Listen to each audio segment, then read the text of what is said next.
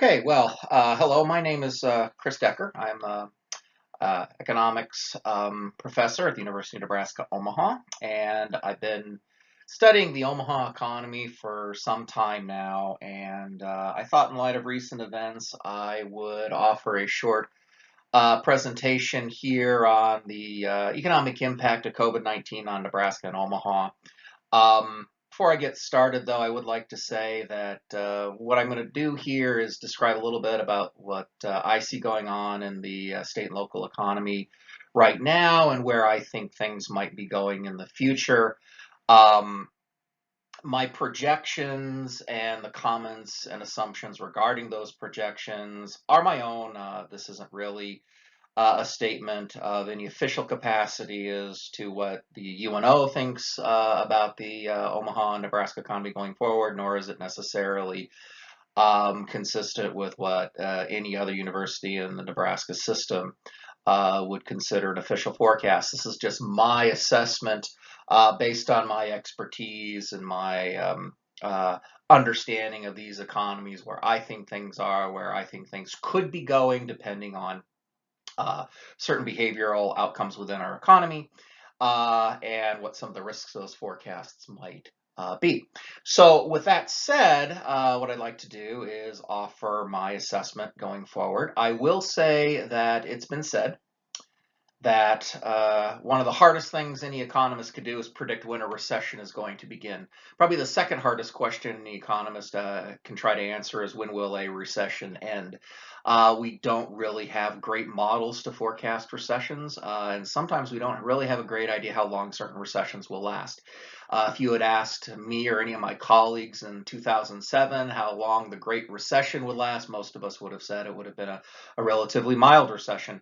But by 2008 and into early 2009, it became clear that it was a very serious and long drawn out recession. So take any forecast you're given with some grain of salt. We can only do the best we can based on the information that's available. So as I start this presentation, I would like to point out a couple of things. Um, February and early March really weren't that long ago. And we had in the state and in the city of Omaha some pretty good economic fundamentals in place. We had some relatively steady job growth, maybe some signs of slowing, but nothing major. And we had some healthy retail sales growth at the time as well. And if you had asked any economist at the time, including myself, if we were going to be entering any kind of recession any time soon rather, probably the answer would be perhaps in the summer, if we'd recognize that, every now and then an economy goes through a cycle, but it'd probably be what we would call a growth recession, no major corrections. There was some stress in the agricultural sector in the state due to some issues related to tariffs, but for the most part, the fundamentals were in place. We had a pretty sustainable economy. But then COVID-19 hit. And in an effort to control the spread of the contagion, we had to close businesses.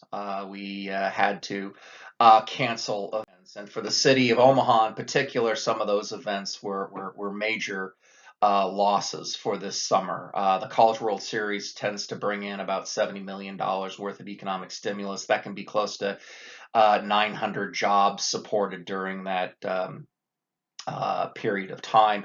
Even the Olympic swim trials would bring in 60 to 65 million roughly, depending on who was in the swim trials and so forth. You'd have about 700 jobs that could be supported over that period. Obviously, Berkshire Hathaway might bring in some pretty impressive spending for the weekend in which that event was going on. And there were other events that had to be shut down as well. And these stimuluses were gone. So by mid-March, mid to late March, we already were anticipating a 2020 summer, which was not going to be looking nearly as good as 2019 or 2018. But with the general closing of businesses, with the need to only allow essential businesses to operate, what we then saw happening were a substantial number of furloughs and a substantial number of layoffs, particularly in the retail and the restaurant industries. And what we as economists saw in the data was unlike anything any of us have seen in our lifetime. This is a figure which gives us an indication of new claims for unemployment compensation. This is what we look at quite regularly as a leading indicator of where the labor market's going to go in our respective state and local economies. And you can see quite easily that spike, that substantial increase here in late March, early April, where we had close to 25,000 claims being filed in 1 week. It was an enormous shock to our economy. To kind of put this in some context, during the Great Recession of 2008, 2009, we had a total of about 201,000 claims being filed over that 24-month period. In about 6 weeks, we saw close to 110,000 here just recently. That's an enormous spike. Now, there is a silver lining, I guess you could say, in this very dark cloud. Those numbers have been coming down in recent weeks. It could very well be that the initial shock, the worst of it, may very well be behind us. These numbers here do seem to be a lot lower than perhaps we would have predicted early on, but does look as though things are coming down. That could be good news. But I will also point out that, you know, it wasn't just retail. It wasn't just restaurants that were experiencing this kind of shock in late March, early April. In fact, the sectors impacted were pretty widespread. I will say, by the way, most of the impact, most of those numbers were coming through in Douglas County, where the city of Omaha largely resides, and so you have a lot of jobs that were lost pretty quickly here in Douglas County. But again, it was across all industries, and a lot of the reason for that is that sectors in an economy are largely interlinked. All you have to do is think about what's going on in the meat processing industry. You have several plants shutting down due to sickness spreading through the workforce in a couple of Tyson plants.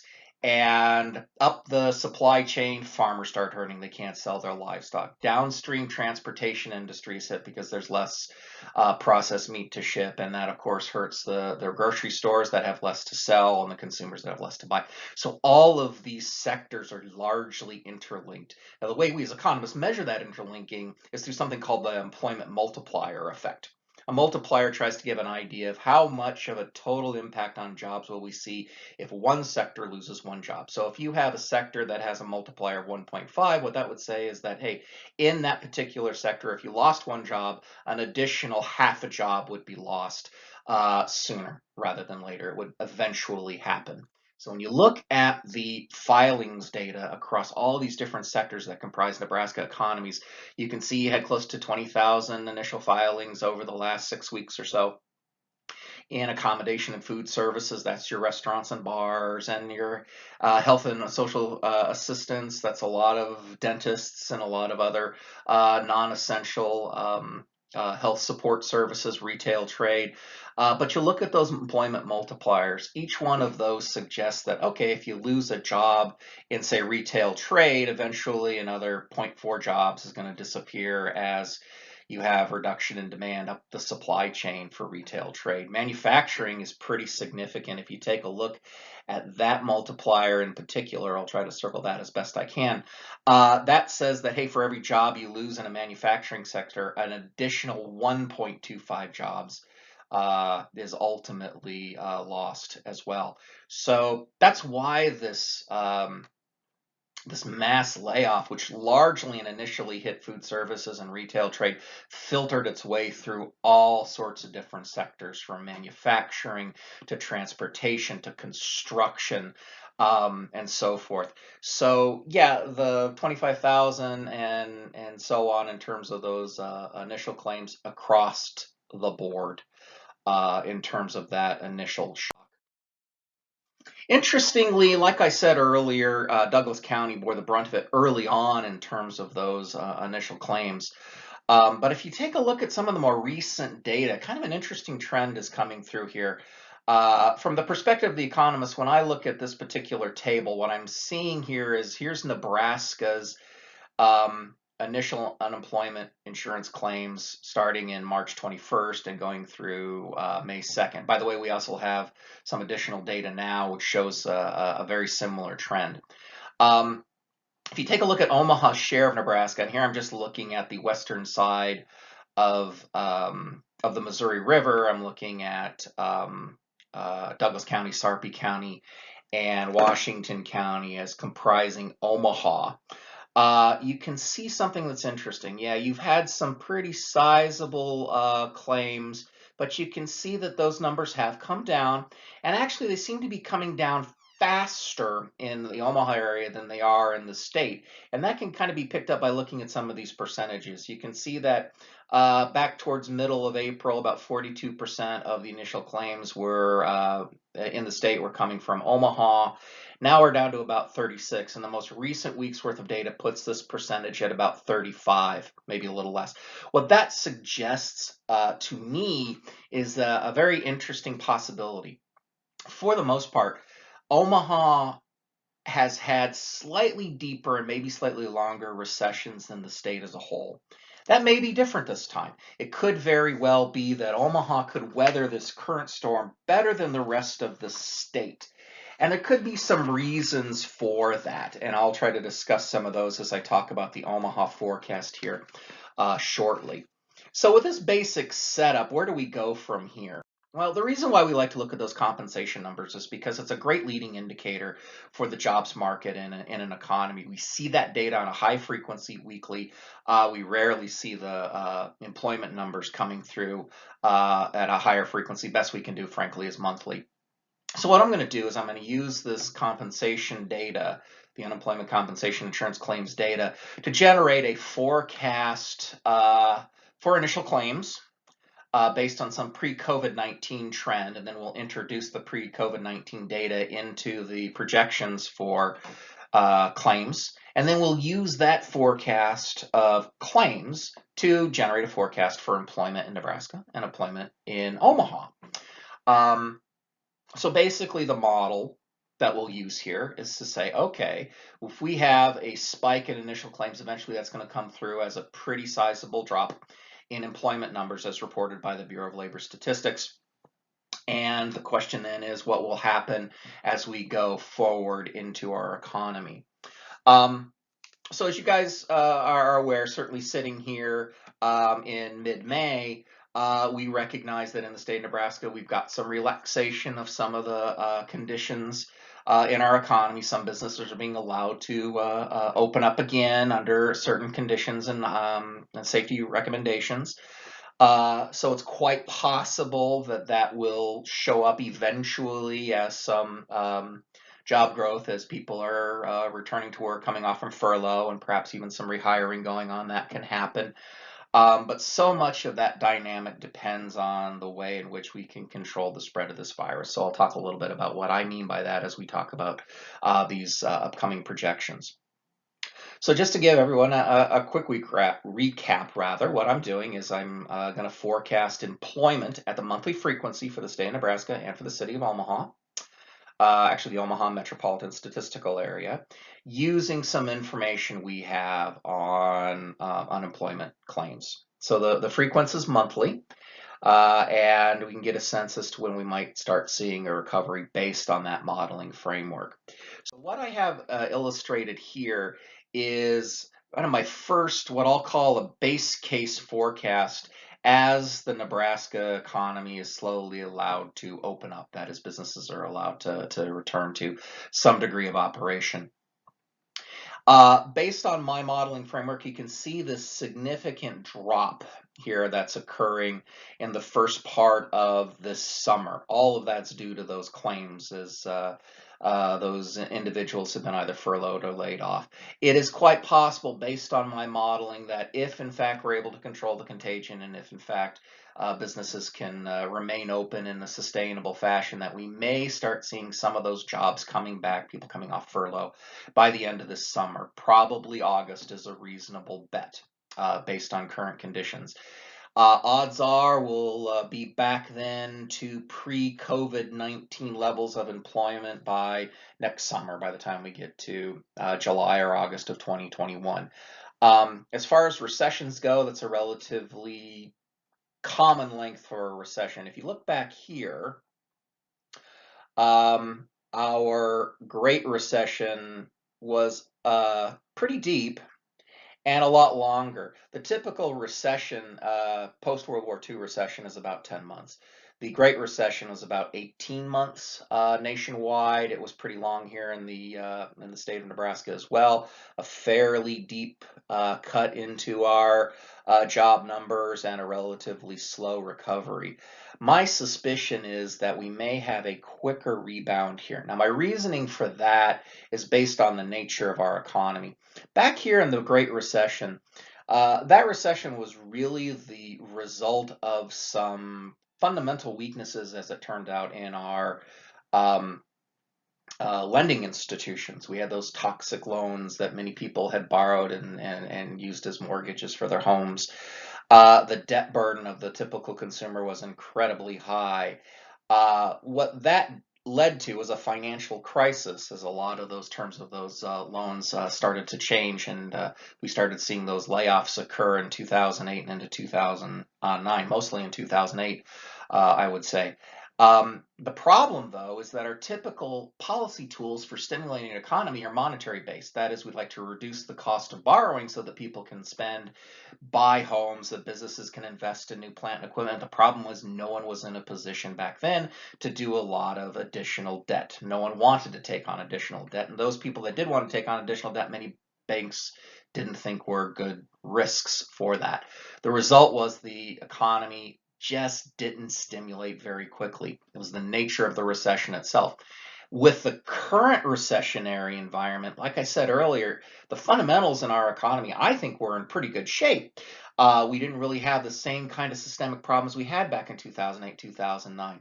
And absent COVID-19, I really don't think we would have had much of a recession at all, if any recession, given the fundamentals of our economy here sitting in 2019, 2020.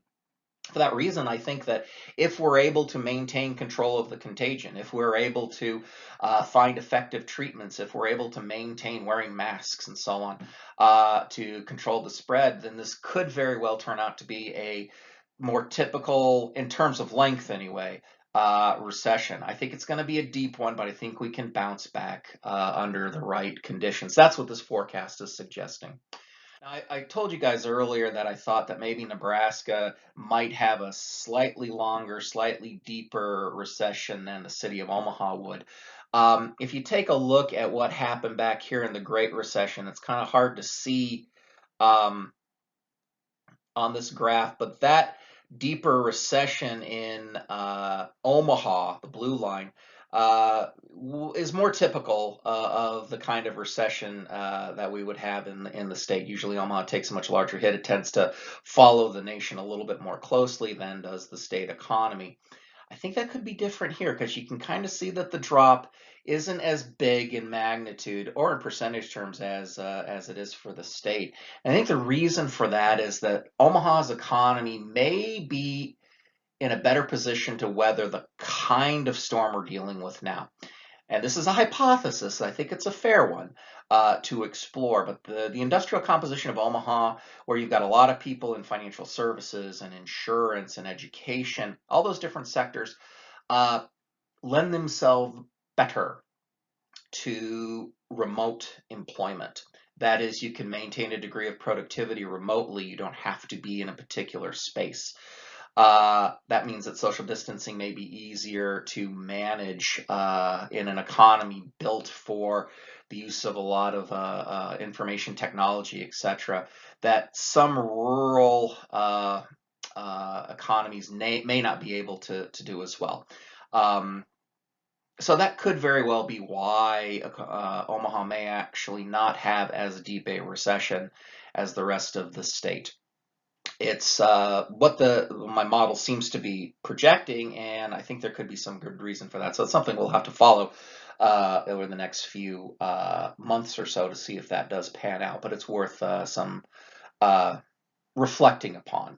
That maybe if there's another silver lining here, Omaha could weather this recession a little bit better than the state as a whole.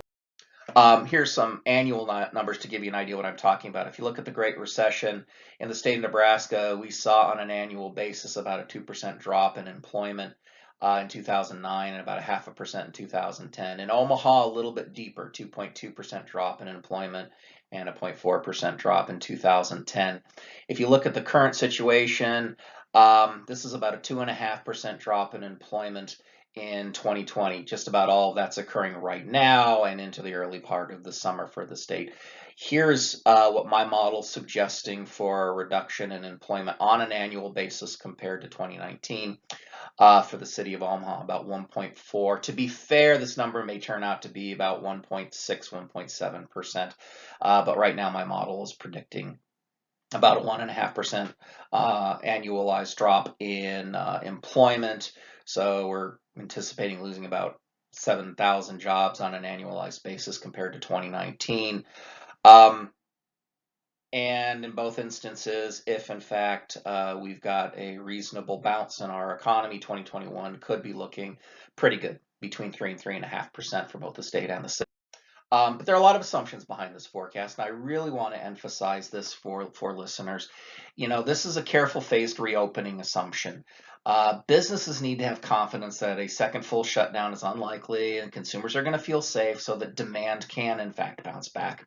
So if we have continued consumer vigilance, social distancing, hand washing, masks, etc., efforts at expansion and testing and tracing, we may be able to weather this storm economically better, even if there is a second wave of the contagion coming through, if in fact we can expand testing and tracing, and if in fact there are some effective medical treatments. UNMC has been coming out with some remarkable results on some potential treatments for COVID-19.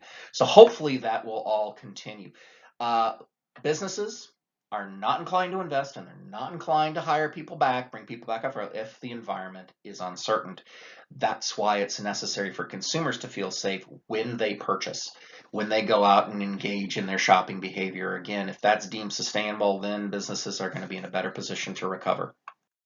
So what if? We always want to do this with any forecast, to ask the question, what happens if efforts to control the spread prove more difficult, treatment development is slower than expected, consumer confidence is hampered by these developments? What happens if? Heaven forbid, what happens if we have to go through a second shutdown? What would be the result? Now, again, any forecast is to be taken with a grain of salt, but my suspicion is that we would have a much longer and deeper recession. Could be one of the longer recessions in our history.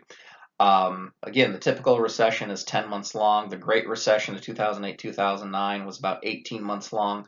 If we're unable to achieve what's necessary to control the spread of COVID-19, it may be some time before we get back to pre-COVID-19 levels of employment. We could have a much deeper job loss over the summer. Things could filter into the fall pretty negatively. Just may be a while to get some of this recovery back. I think in Omaha, it could be also potentially damaging, even though the industrial composition is a little bit better in Omaha. The longer businesses have to endure lower demand, the longer businesses have to stay shut down for a longer period of time, the more likely those businesses are going to go under, and particularly smaller businesses. It's easier to jumpstart a stalled engine than it is to rebuild a new one. So what we're trying to do with this economy is jumpstart a stalled engine. If in fact we aren't careful in our reopening, if we're not vigilant as consumers, we may cause the engine to completely fail, in which case we'd have to go through a rebuild, and that's going to take a lot longer. So it's quite likely to be the case that we'll have a quicker recovery if we're able to maintain good social distancing practices, but if we're not, then the economy could hurt for a longer period of time. Recovery will always occur. We've seen it even in the midst of the Great Recession. There were instances where people were asking, gosh, will this ever end? We're sitting here in 2009 wondering, will this downward drop in jobs ever come to an end? Well, it did. And in fact, the economy came roaring back through the early part of the 20 teens. Uh, pretty impressively. So there will be a recovery. It's just a matter of time, and we do have some control over this as citizens, and I think we need to take that seriously. By the way, here's the a look at the comparison of what I'm calling I'll call it optimistic, but my baseline trend for the state of Nebraska and the slower growth outcome, where we could see a 4.5–5% drop in jobs and a slower recovery in 2021. Similar kind of story for the city of Omaha in 2021 as well. So maybe this whole thing can be thought of as kind of a cautionary tale more than anything else. We are in uncharted territory. As much as I hate that phrase, I do not like the phrase uncharted territory. It's as much as I hate the phrase new normal. There's nothing normal about that which is new. Uncharted territory, I hate that phrase as well. It's so cliche, but at the end of the day, we're seeing some things we haven't seen before. This is a biologically driven economic downturn, and we can control some of this.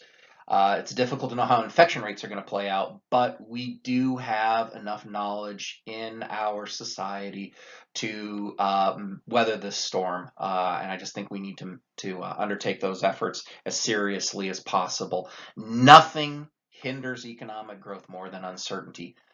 Consumers don't want to engage in their spending behavior if they're worried about their own economic future.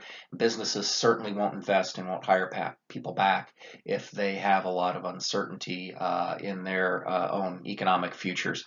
Confidence is going to support economic growth. So to the extent that we can manage this downturn in an effective way, we can have a very successful, in my judgment, reopening over the summer and into the fall. It may take a while to get back to where we ultimately want to be, but I think we can get there. So my plan going forward, folks, is to offer a forecast update perhaps on a monthly basis. So perhaps in about a month or so, I'll have more employment data. I'll certainly have more weekly claims data to get an idea of how these current forecasts may need to change as we get more data in. But for now, this is kind of the way I see things playing out. So stay tuned. I hope I can provide some additional insights in the future. I hope you found this presentation of some value, and thank you very much for your time.